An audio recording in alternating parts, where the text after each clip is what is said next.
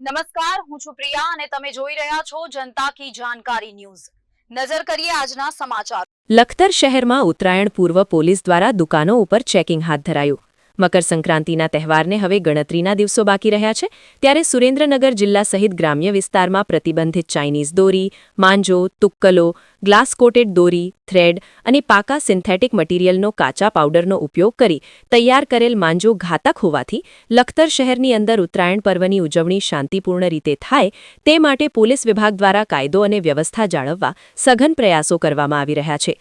ત્યારે લખતર શહેરમાં ઉત્તરાયણ પૂર્વ નિમિત્તે શહેરની મુખ્ય બજારની અંદર આવેલી પતંગ દોરાની દુકાનોની અંદર લખતર પીઆઈ વાયપી પટેલના અધ્યક્ષસ્થાને ફ્લેગ માર્ચ અને ફૂટ પેટ્રોલિંગ યોજાયું હતું, જેમાં લખતર શહેરની અંદર પતંગ દોરાના વેપારીઓને ત્યાં ચેકિંગ હાથ ધરાયું હતું।